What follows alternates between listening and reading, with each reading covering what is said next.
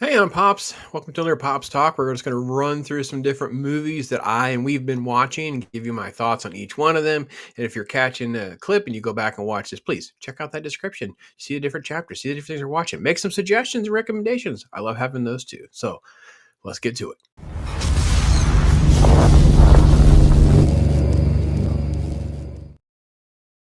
Turning 39 wasn't the end of the world. You know what I found yesterday?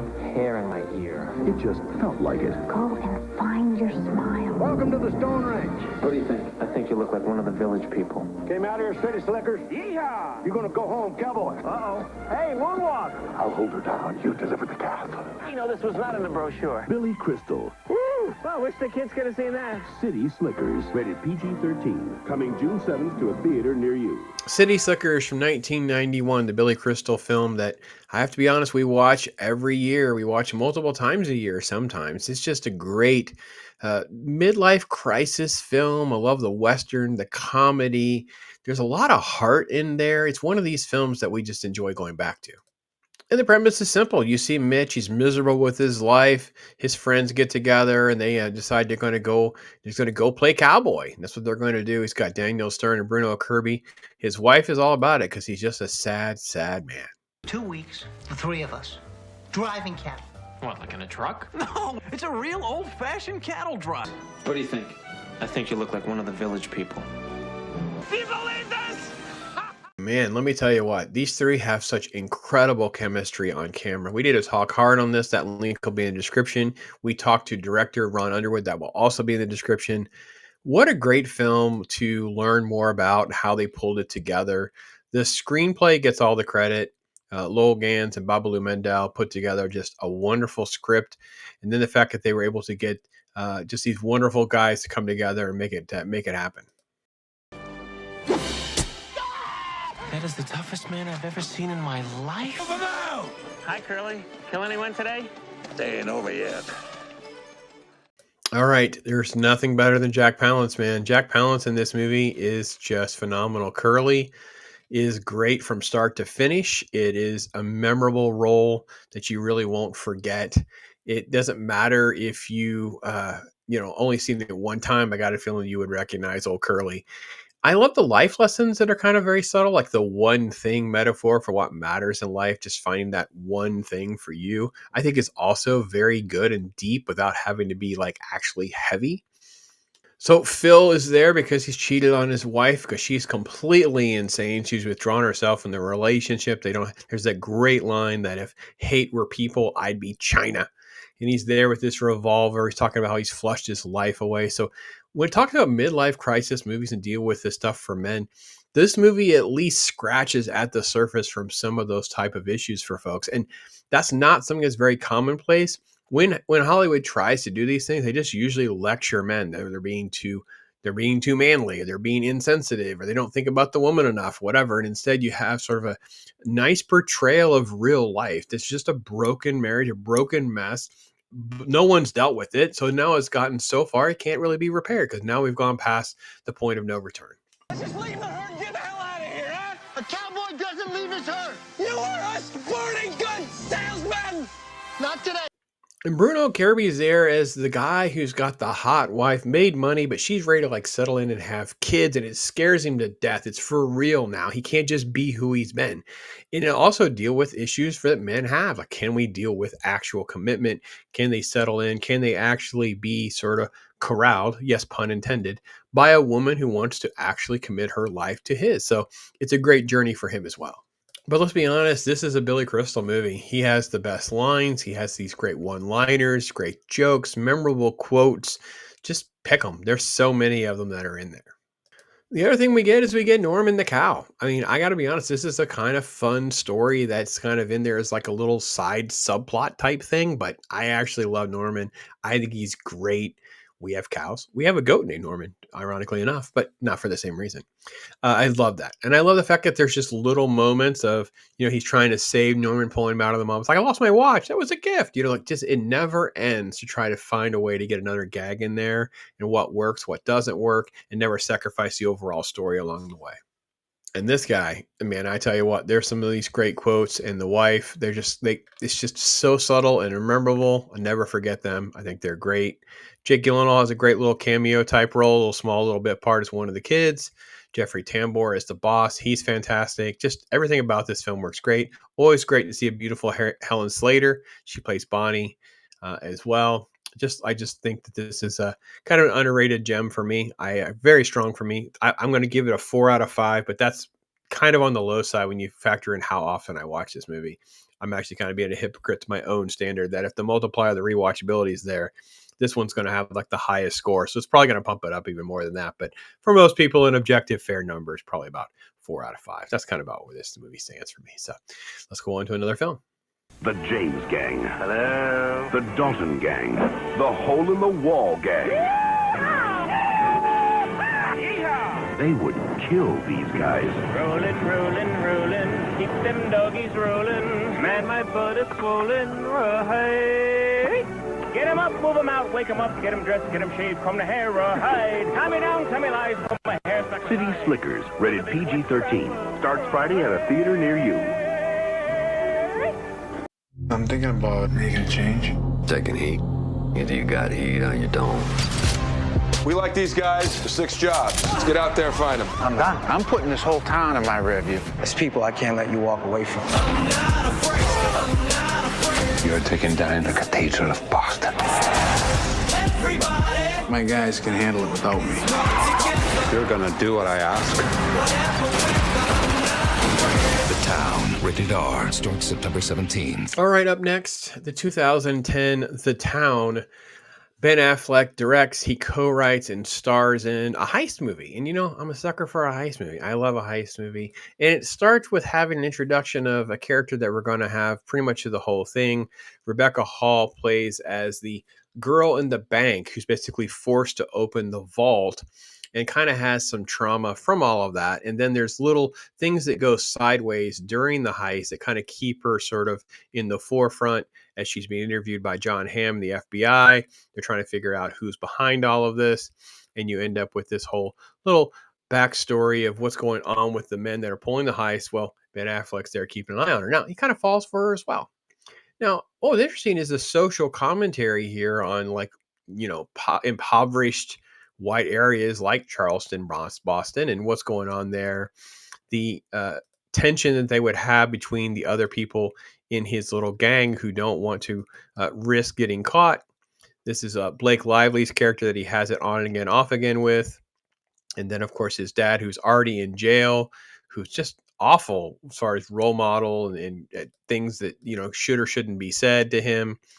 The star of the show is really just these men and their portrayal and really pulling off sort of not only Boston accents, but Boston attitude, just the environment that they're in, the way that they're interacting with one another. It's truly, truly fantastic. Town in my rear view. You grew up right here. Same rules that I did. She's the one person that can give us the fence. Now, the shining light of The Town, I'm not going to try to throw any shade at it. I actually like this movie a lot. I've enjoyed rewatching it. I don't know why I don't rewatch it more. It's just one of those things just hasn't really come up too much. Jeremy Renner was nominated for Best Supporting Actor, not only just for the Academy Award, but many other awards. He deserves a lot of credit. He is incredibly believable. He's just fantastic. Jeremy Renner is chewing up scenes, so believable as Jem. And he's sort of like his best friend. Blake Lively is the brother and sister. They've been around each other forever. The complexity of his character is like a mere opposite of Ben Affleck's character of how they want to. Jim's like, I'll stay in forever. I'm just going to die on the street. There's no end to this. Whereas Affleck's character, you at least feel like he may legitimately be like trying to find a path out. I don't exactly know that it is totally believable that the way it's kind of shaping up, other than he has a love interest reason to get out. But I think that overall, as the film is unpacking, you definitely believe all that. Action is good enough. The tensions are there. It creates the conflict you need between the characters and the relationship dynamics and who's going to do what, when, and how. I think the one thing that Affleck's direction doesn't get credit for is that he will direct himself just not doing anything, allowing himself to just respond and be an emotional actor without having to get into these you know, scene stealing moments or trying to make these big, bombastic speeches or anything. He doesn't really do anything like that. He has a nice balance between some of the action, but also like the clarity of this character and trying to stay in that framework. And we have Pete Postlethwaite, the icon, the late iconic actor who'd come on screen and just wow you. He's kind of like the mobster they kind of work for. They have to pay up to work in his little area, and he wants out. He's like, "Oh no, you got this sweet little girlfriend." He knows everything that's been going on. So the character Doug's not getting away with things. He's not going to be able to walk away completely without any blood on his hands. It's going to be a mess. I think that it is a great portrayal and sort of a look behind the curtain of how bad all this is. Like you are sort of trapped. Like Jim is more right than Doug about how this actually operates.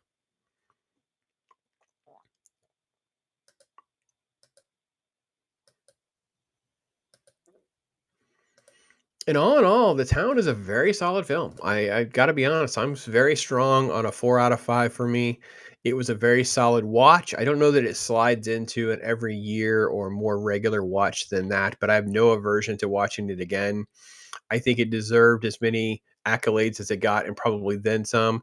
I think if you enjoy that sort of like Boondock Saints, The Departed, even Affleck's other movie, Gone Baby Gone, even, I think you feel like you're in that type of vibe of film that you would like this. It doesn't feel as gangstery or mafia driven like a Goodfellas or Godfather, but it also isn't as interesting of a heist movie as, let's say, Michael Mann's Heat. It's sort of a tweener between all those kinds of things. But it was a nice little follow up because I do enjoy good heist movie, crime movies, and some crime and drama too. So, yeah, 4 out of 5 for me. Very strong and solid for Affleck. Very he was really the weakest person when it comes to some of the accents and stuff, but not ever to the point where it lost me in the movie or anything like that. I very, very, very impressed with this movie. I haven't watched it in a very long time and really did enjoy it. People get up every day, tell themselves they're gonna change their lives. They never do. I'm gonna change mine. Last crew in Charlestown. I'm putting this whole town in my rear view. You grew up right here. Same rules that I did. I'm leaving. Get that in your head. The Town, rated R, starts September 17th. All right, Odds Against Tomorrow, a Robert Weiss film. That's how I ended up there. Yeah, you don't know Robert Weiss by name? Well, shame on you. You've seen his movies West Side Story, Sound of Music, The Day the Earth Stood Still, Andromeda Strain, Star Trek original, a motion picture. These are the kind of things that are out there that he did. And this Odds Against Tomorrow is one of those sort of like dramatic films that most people just kind of forget about. All right, so I'm crazy. You're counting your fingers and toes.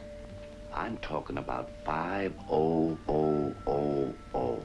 Get wise to yourself, Ingram. You're just another black spot on Main Street. Shut that ugly mouth of yours, Earl. Get in the car.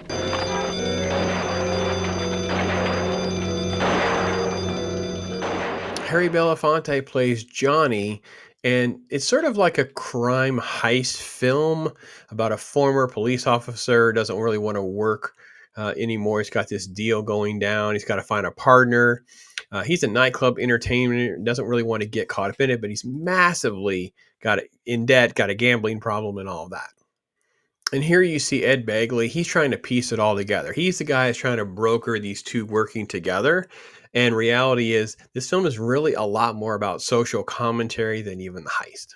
Because the character here, Robert Ryan's playing Earl Slater, and Earl's a bit of a racist. Doesn't want to work with the other guy. Doesn't want to work with Johnny. And all these tensions and prejudices come around about how hard it's going to complete this crime when you pull everything out.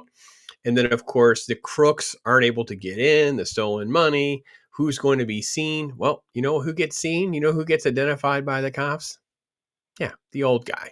The guy no one's even talking about. No one's even thinking that that's how it's going to get worse, right? You know what I mean? So he's going to get shot down, and it just creates even more tension because now these two are left stuck with each other. It's like, how are they going to work it out, or will they work it out?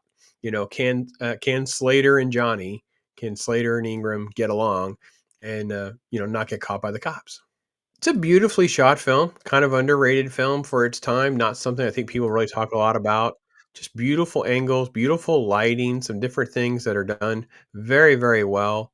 Shooting outside like this in the winter, I think also gives it a very cold. You feel the cold. You feel the fact that it's just that time of the year. There are shots where Harry Belafonte gets to tap into that musical talent that he has in some of these nightclub scenes. But I think it's great. It's a nice little moment in time that we can kind of look back in. Obviously, this is a film for its time. 1959 was, dealing with a lot of issues. And I think at the end of the day, this film's legacy is, a lot of that. You have a great climax that kind of comes into play. I think the screenplay knows what it's trying to accomplish, and, what will happen when we have that sort of conflict, because it's being, so you have these two that don't like each other and they're forced at this dead end. And then that's where the film, if spoiler alert, is the film ends with this whole, stop dead end kind of moment. Like it's kind of a metaphor that goes way deeper than that. But it's a very interesting crime, sort of a melodramatic crime film. It's an allegory for your greed. How much will you put up with your own greed if it's in conflict with racism of the time? And obviously dealing with how to get out of all of these type of situations in very, very, very overlooked. I don't think it's something that's talked about very much. It's been on my radar screen for a while. Wise's resume is truly insane, truly magnificent. Earthquake. He's done more stuff in sci-fi, The Haunting, Body Snatcher, just tons of stuff. Great, great, great creator. He just really knows how to craft a good film.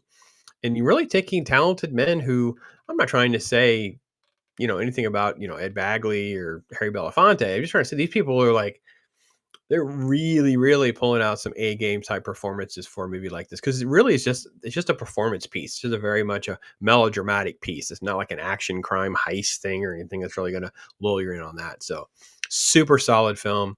Going to lean into 3.5 stars. Not particularly a great rewatchable film. It's kind of heavy, probably a one and done for most people. But it would be nice if you really kind of want to get your finger on the pulse of that time and that era and that kind of thing. It's definitely one that captures it. Beautifully done. Beautifully done. The next time you call me, I'm going to see you. I'll be waiting. You're not just another white spot to me.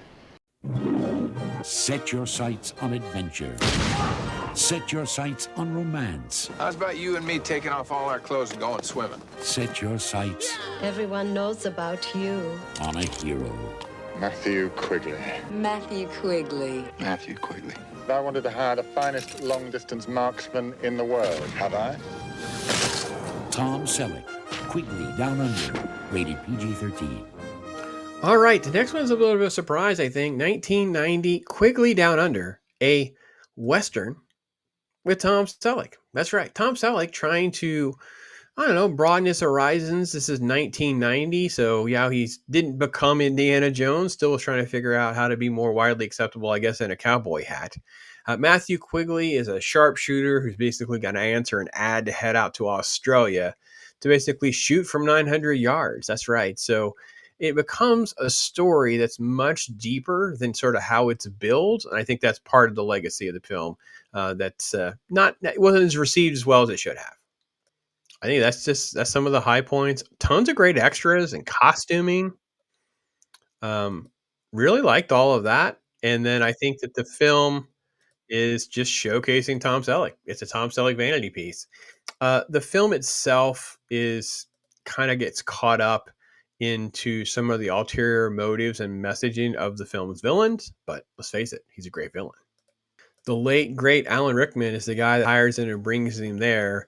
He is magnificent as always. However, the motivation that's there in the film is kind of what the twist is. And it happens almost too early in the film because at that point, the film just kind of completely changes its feel and its tone. And I think that's kind of another reason why the film doesn't really have a great sort of reputation. Because what Quigley's hired to do was actually shoot the Aborigines. That's right. Keep them off the land, spread the land out. It's just basically just more of highlighting or spotlighting some of the stuff that the British did back when they were conquering their lands. And here they were just treating the Aborigines as just animals, not really as humans. And obviously Quigley and this girl who was also called Mad Cora And her story is really great. We'll get more to her, Crazy Cora, in a minute. But you can see they went really, really deep into adapting the source material, which is based on these novels. Simon Windsor is the director, and really, really wanted to shine a light on bringing everything that they could to highlight this sort of history.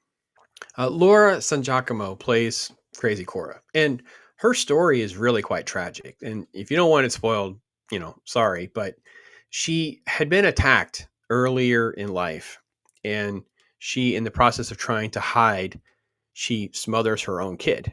And when the husband comes home, he just basically just puts her on a ship and just sends her off to Australia. So for the first part of the movie, she's calling Tom Selleck's character by the wrong name. Won't call him Matthew Quigley. Just keeps calling him something else. It's kind of played for gags, right? And later in the movie, after the attack on the Aborigines continue again and again and again, there is this little kid, and she's part of rescuing this little kid. And she does have an opportunity again, trying to save this kid, where you feel her squeezing it, like he's going, oh my gosh. So her arc is extremely intense. And then how it kind of forms and changes the character, I think, is great. And then, of course, that he's not going to let all this go. He's not going to let the fact that Alan Rickman's character is basically just a monster and has gotten a pass because, of who he is, the British government, how they view all the Aborigines is just basically just animals. So all in all, I actually like Quigley Down Under. I enjoyed it when it came out. I remember seeing it back in the theaters. I worked at the theater during that time, so I don't remember even paying for it per se. I remember watching it again.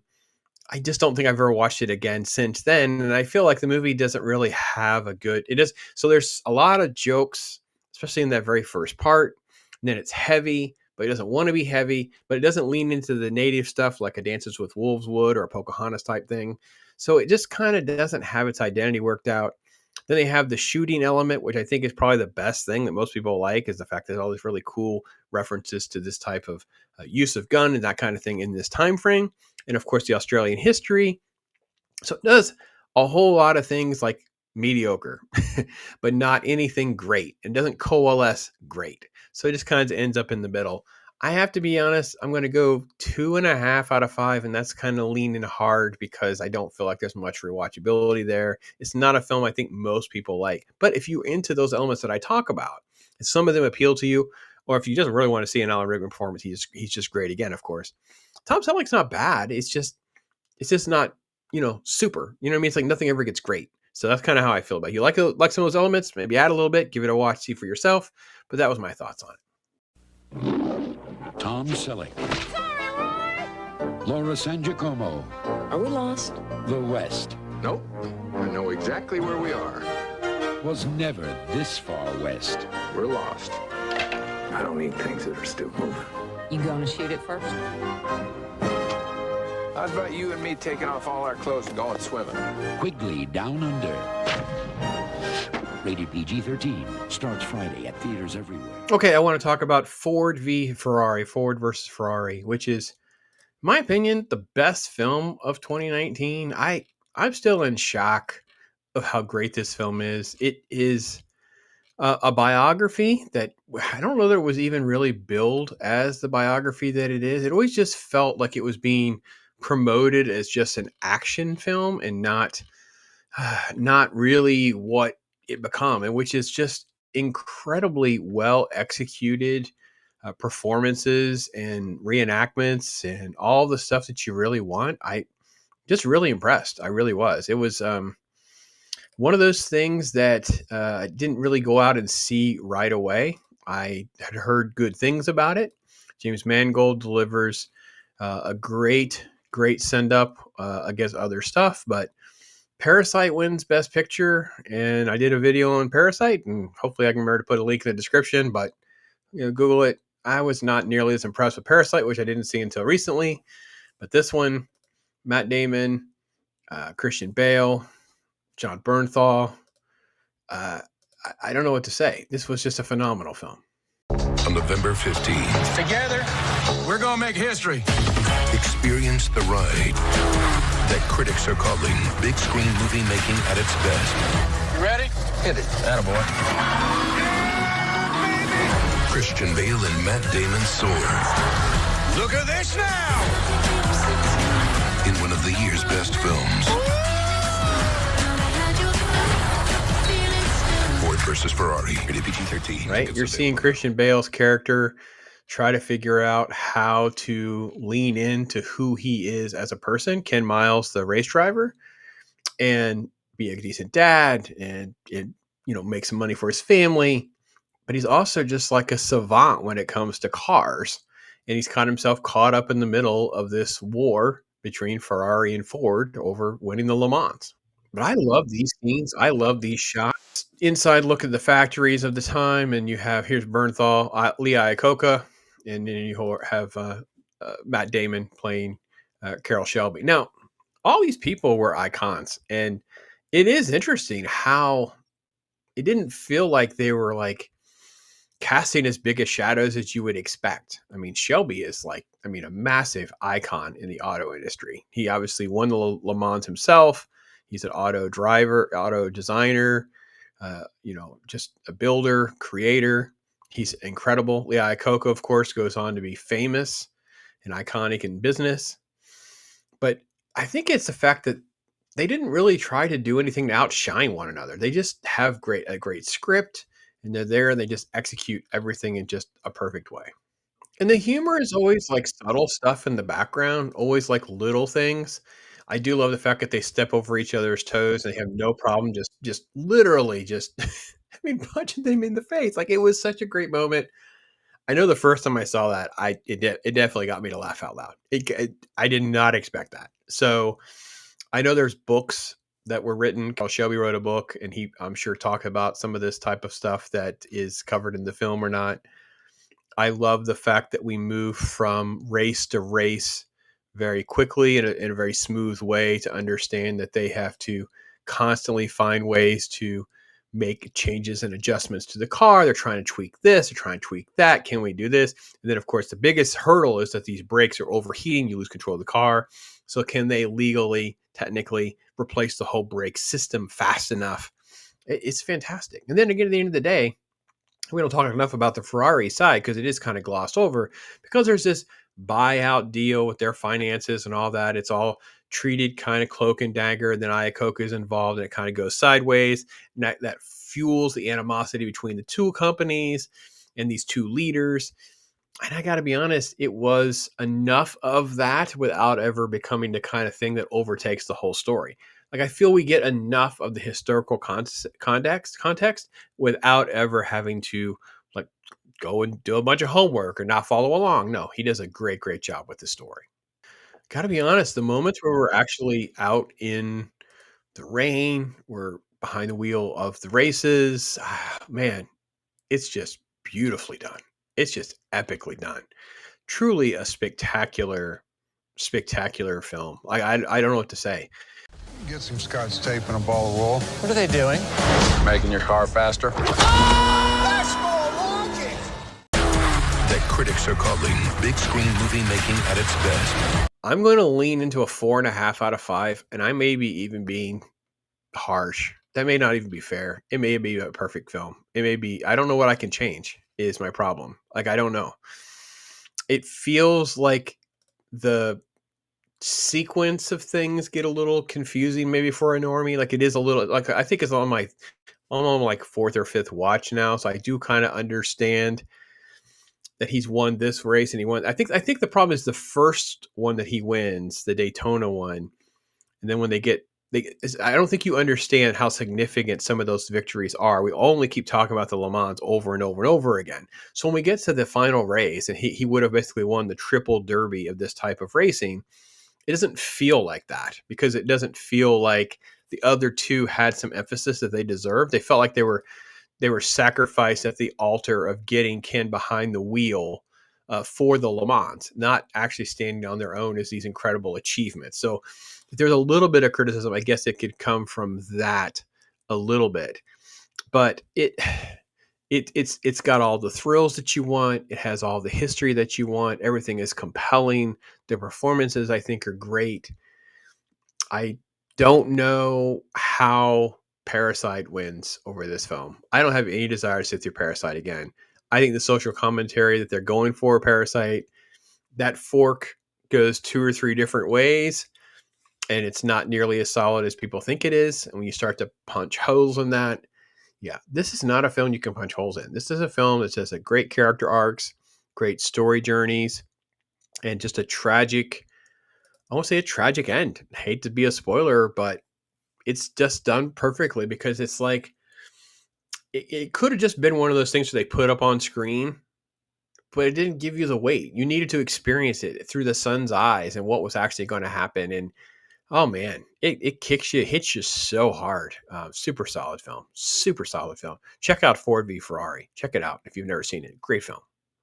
Together, we're gonna make history. On November 15th, We're gonna beat Ferrari. Are you nuts? Ford versus Ferrari is a triumph. Christian Bale and Matt Damon soar. Trust me. Look at this now! It's big screen movie making at its best.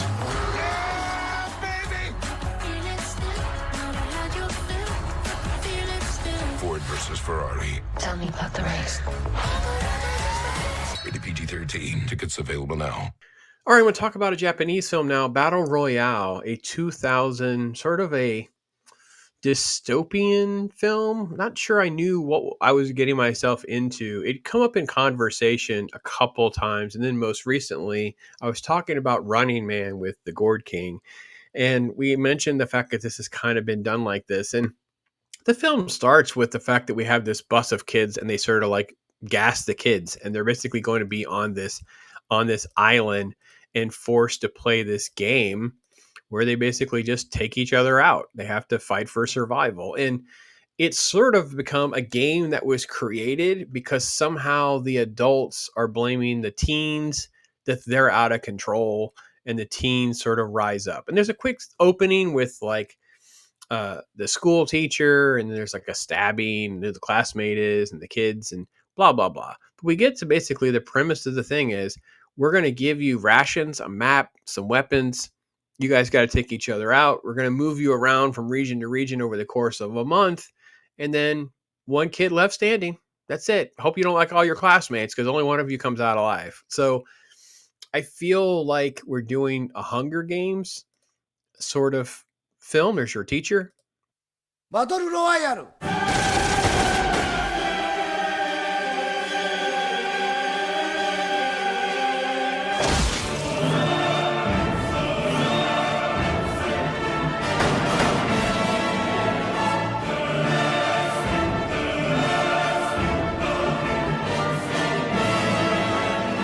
バトルロワイヤル特別編 4月7日 It doesn't work in some ways because we also have characters that aren't part of the original team. They're kind of thrown into the mix. But I will say for its time, it was doing some very interesting things that people probably didn't want to talk about, right? The teen violence and the hunting game and all these kinds of things that are sort of more commonplace now, Squid Game, and obviously the Hunger Games is probably the best example. But the characters are just so young. I think the biggest thing for me was I'm just confused because it doesn't translate well for me how old these kids are and how I want to say how they're not astute to even what's going on in the game. I'm not even sure they know what's actually happening. So, and there's moments where characters are injured and they're just sort of like nursed back to health. And then there's like, oh, we're kind of poisoning, or then we're kind of not playing the game. We're just like, we're kind of leaning into sort of like just not participating. I'm like, what are you talking about? Like, and are they moving from area to area by not participating? Are they clued into what's actually going on? So I know the story, and there's obviously a history here that is based on this novel, and it really is kind of, having a lot of commentary about authoritarianism and adults and that kind of thing. I know that Quentin Tarantino has also praised it as a film that he really does love. I will say I don't see that element of greatness here. I just see that maybe it was a little bit of ahead of its time for that type of commentary of, maybe it's not what you it's not as great as you think. Oh, we'll always be friends thing. Oh yeah, until you're put on an island and have to murder each other. Like, yeah. All the social dynamics come collapsing down eventually. This one's a slut, and you're this, and oh, you said this about me, and blah blah blah. So, it Lord of the Flies kind of stuff kind of comes into play a little bit. But there's like a character who doesn't really speak, who's he's just enjoying everything. You have moments of just really cool visuals and some cool elements I think that I do like about it. But the film came out at a time that here in the States it was just bad. It was just bad timing, right? 'Cause I believe it came out very similarly to around the time of the Columbine incident. And I think very similar to the outrage that we have going back to, Clockwork Orange or something. You're going to have some outrage of people going, oh, no, we can't talk about that kind of violence and blah, blah, blah. But at the same time, it is interesting commentary, and it is definitely daring. And it's something that, again, way ahead of its time. And I wonder how much Hunger Games was inspired by Battle Royale. That said, I didn't enjoy it nearly as much as I thought I would. I actually thought with as much positive things that I had heard about this film, I thought it was actually going to be significantly more interesting. But I felt like I could kind of predict where some of the characters were going. There was a couple things I think that were a big surprise, with one person helping this one, or surprised in doing this, not doing that. So there's a little bit of those surprises along the way, but not to the level that I expected. So I'm definitely going to anger some people with my score, and only scored this a 3 out of 5, kind of a Midland movie, slightly better than average, right in that center. But I don't feel like I'm ever going to really sit through that again. Wouldn't be my kind of film to watch again.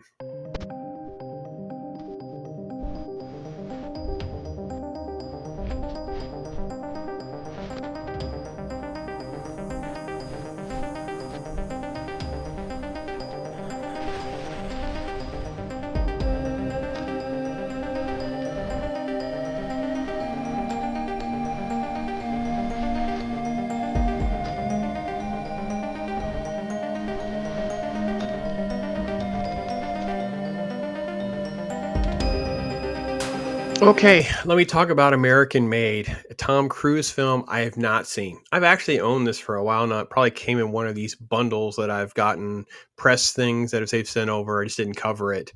And I will be honest, I know enough about the source material. I did a little bit of research as well. So I was watching the film because I was like, things just weren't adding up like total in order. And it's because I knew a lot more about like the Pablo Escobar part of the story arc and things that they get into, where basically Tom Cruise is playing a gun and drug runner for the government / drug people. And man, I tell you what, a movie that's full of a lot of creative liberties. And first and foremost, man, it's a vanity project for Tom Cruise, because the dude that he's playing, let's just say Barry Seal doesn't look anything like Tom Cruise. He's a big, heavy dude, not a good looking fella. I don't believe the wife was some hot wife. I think he had 2 or 3 wives even. But what I do say I enjoyed about the movie is the fact that it just kind of pulls the curtain back on the government shenanigans. Haven't you ever wanted something more, Barry? Watch your step. A pilot like you should be serving your country. You're CIA. Based on an incredible true story We need you to deliver stuff for us. of the CIA's biggest secret. Is this all legal? You trust me? No. On September 29th, CIA, DEA, Pablo Escobar. I made a fortune working for them boys. There are bills blowing around everywhere. I'll rake it up in the morning. Tom Cruise, Stop now if you want. It gets crazy from here. American Made, rated R. And my problem with the film actually is kind of like that, right? Based on an unbelievable true story. Okay, well, yeah, based on can we just start making them put loosely? The timelines are wrong. Some of the details are exaggerated. It's true, but it's also like there's more to the story, or they changed the timelines and stuff like that. So that's one of my big pet peeves. But he's sort of a Midland broke, miserable TWA pilot who gets recruited by a CIA officer to start running and smuggling some stuff, taking some pictures, doing some things that, it's going to tie to Noriega. It's going to tie to the DEA, what's happening with the Nicaragua Contras. The story is so convoluted about all of these different things that happened through the late 70s and into the 80s. It is interesting. I don't have a problem with a lot of the details in the fact that it actually happens. I will admit that I've already been down this rabbit hole and I'm frustrated by, the stuff that our government gets themselves involved with and how corrupt it all is. And we'll look the other way. The fact that the CIA is doing things like this right under our nose is also very frustrating. I hate to think how much of this is still going on, but I got to be honest, I do feel like it is still going on. As far as the movie goes, Doug Liman does a good job. I think I like most of it. I don't think there's anything really that was really, not good about it. Cruise is just Cruise. There's Domhnall Gleeson as the CIA attaché, basically, them moving guns. So it's fine. It's not an action film by any sense of imagination. It's just a bunch of historical moments kind of threaded together. So I feel like my through line is just his character. And that's the Tom Cruise character that's not as interesting or likable as you think he would be. Best scene in the movie is when he actually gets nabbed and you've got everyone that has converged in one place. So it's ATF and the FBI and state police, and they've all got him, right?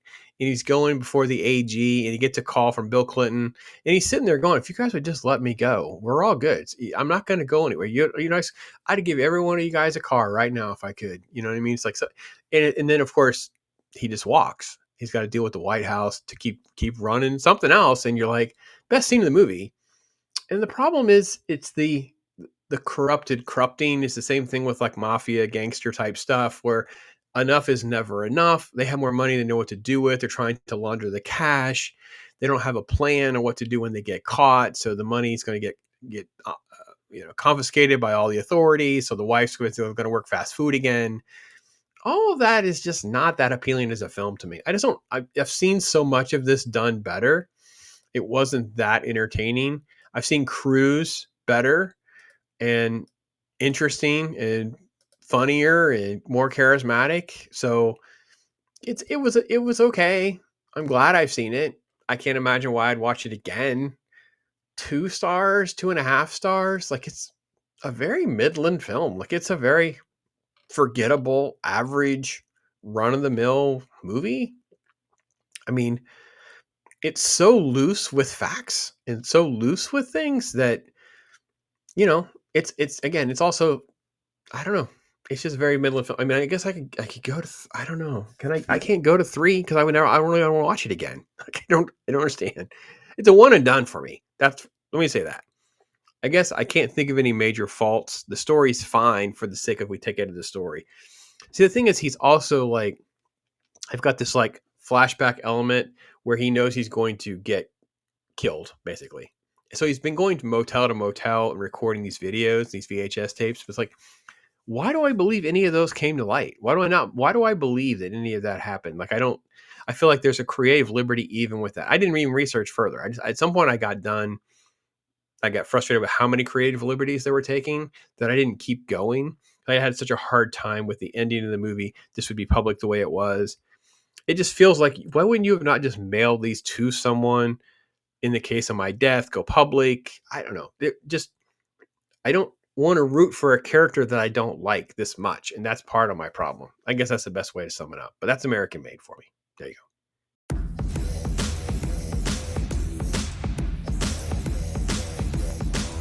A pilot like you should be flying for the CIA. The incredible true story of the CIA's biggest secret is now one of the best reviewed films of the fall. You need to behave. 100% thrilling. It's a hugely entertaining, wild ride. Oh, this is legal? Yeah. If you're doing it for the good guys. American made on digital December 19th on Blu-ray. All right, that's going to do it for this Pop Talk. 7 movies. I think I got 7 in on this week. 7. This is a fun group of films and had a good time. Love to hear some more recommendations and thoughts from you guys. And check out the descriptions for those playlists and different things that you might enjoy else on the channel. And I definitely appreciate you watching and your support. Thanks to be out there. I am Pops. All right, next up is Odds Against Tomorrow. Yeah, I know. A film that doesn't seem like... Oh, I got my share screen wrong. David Burke, the character here, you see right before you, David Burke. No, that's not. The other guy's David Burke.